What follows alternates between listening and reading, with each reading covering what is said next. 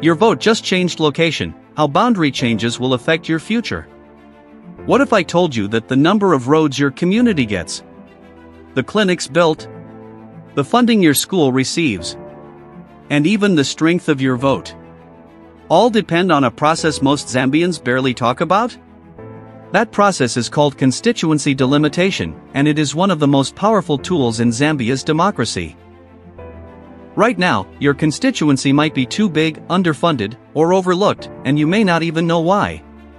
Today, we explain how delimitation affects your development, your community, and even your children's future, and why this debate matters more than ever as 2026 draws closer. Good day, viewers. Welcome to another edition of InspirAfrica Official. I'm Nakash. It's been quite a week here, hasn't it? The weather's been unpredictable, just like the political landscape we're about to dive into today. But before we get into our regular updates, I need to tell you about something that's happening right now, something that could fundamentally alter the democratic landscape as we know it. Imagine waking up tomorrow to discover that your vote, the very foundation of your democratic power, has been quietly reassigned. Not stolen. Not suppressed. Simply relocated. Picture this. You've lived in the same neighborhood for 20 years. You know your local representative. You've voted at the same polling station for decades. You've watched your community grow, struggle, and evolve. And then, with the stroke of a bureaucratic pen, everything changes. What if the boundaries that define your electoral district were being redrawn in backrooms and committee chambers while you sleep? What if these lines, invisible to the naked eye but powerful beyond measure, were being manipulated to dilute your voice, to scatter your community, to engineer outcomes before a single ballot is ever cast? Who decides where these boundaries fall? Who benefits when neighborhoods are split down the middle? When historical communities are carved up like pieces on a chessboard? When the playing field is tilted before the game even begins? And here's the question that should keep you awake at night. If they can change the rules of the game without you noticing, what else can they change? What does democracy mean when the maps themselves become weapons? Today, we investigate the shadowy world of electoral boundary redistricting and why your vote may have just changed location. The revelation came to light 3 months ago when civil rights organizations across multiple regions began noticing peculiar patterns in proposed electoral boundary changes. What appeared to be routine administrative adjustments revealed themselves to be something far more systematic and far more troubling. Let me walk you through exactly how this unfolded. In March of this year, the Independent Electoral and Boundaries Commission, let's call it the IEBC for short, released preliminary maps for what they termed necessary demographic adjustments to electoral districts. The announcement was buried in a 347-page technical document published on a Friday afternoon. The public comment period? Just 30 days. The first red flag appeared when data analyst Sarah Omondi from the Electoral Justice Project ran the numbers. She discovered that in Region 7 alone, 17 historically marginalized communities would be split across multiple new constituencies. These weren't random divisions, each split weakened the voting bloc of communities that had successfully elected reform candidates in the previous 2 cycles. By April, journalists began connecting the dots. The boundary changes weren't isolated incidents. Across 6 regions, a clear pattern emerged: opposition strongholds were being subdivided and merged with larger pro-government areas. In District 12, a community of 45,000 voters that had elected an opposition member for 3 consecutive terms would be split into 4 separate constituencies, none of which they would constitute more than 15% of the voting population. The timeline accelerated in May when leaked internal memos from the IEBC suggested that the Boundary Commission had consulted extensively with ruling party strategists before finalizing the maps. One memo, dated February 14, explicitly referenced optimizing electoral outcomes and neutralizing problematic voting blocks. On June 3, the first legal challenge was filed. By June 20, 17 separate lawsuits had been lodged by community organizations, opposition parties, and civil rights groups. The courts ordered a temporary freeze on implementation, but the damage to public trust had already been done. This brings us to today, where the battle over these invisible lines continues, a battle that will determine not just who wins the next election, but whether the concept of fair representation survives at all. Direct evidence. The testimony that emerged from the parliamentary hearings last month painted a disturbing picture.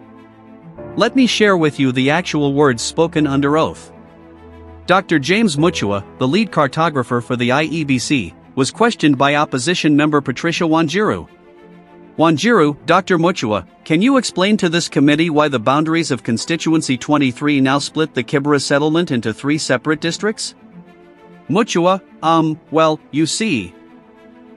The demographic growth patterns necessitated a redistribution to balance population density across. Wanjiru, Dr. Mutua, yes or no, did you consult with the residents of Kibera before making this decision? Mutua, the public consultation period was conducted according to the statutory requirements. Wanjiru, that's not what I asked. Did you personally, or did your team, hold community meetings in Kibera to discuss these changes? Mutua, we held regional consultations. The specific community-level meetings were not individually. Wanjiru, so that's a no. Let me ask you something else. Do you recognize this document? Document presented. Mutua, I would need to examine it more closely too. Wanjiru, this is an email from your office to the Office of the Deputy Minister, dated February 9th. Let me read it for the record. The revised boundaries achieve the optimization targets discussed in our January meeting. Kibera reconfiguration will reduce opposition vote concentration by an estimated 34%. Long pause. Mutua, that email, that language was not meant to suggest any partisan intent. It was purely a mathematical observation about demographic distribution and the exchange went on for 40 minutes.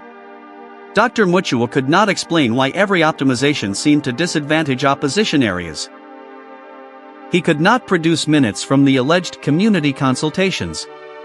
And when pressed on who had attended the January meeting referenced in the email, he claimed not to recall. Transition. Community leader Grace Akinyi, who has lived in Kibera for 37 years, testified the following day. Akinyi, they came with their maps and their fancy presentations, but they didn't come to listen. They came to tell us what was already decided. My grandmother voted in this constituency. My mother voted here. I voted here.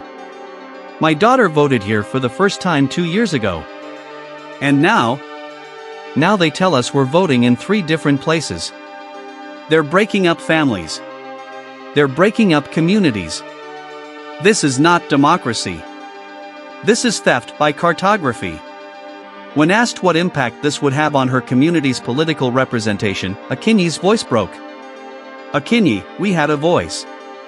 We elected someone who understood us, who came from us, who fought for us. Now we're scattered. We're outnumbered everywhere they put us.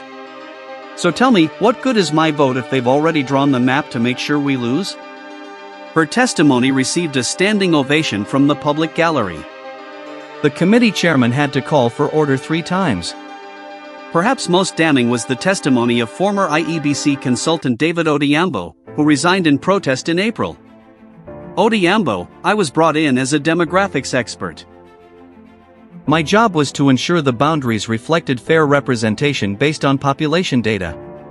But what I found was that my recommendations were being overridden. Repeatedly. Consistently. And always in the same direction, always to benefit the ruling coalition. When I raised concerns, I was told to, quote, stay in my lane and focus on the numbers, not the politics. But here's the thing, these numbers are politics. Every line drawn is a political choice. And the choices being made were not about fairness. They were about power. Questioner, can you provide specific examples? Odhiambo, absolutely. In District 18, I recommended boundaries that would create 4 constituencies of roughly equal population, around 52,000 each. What was implemented instead?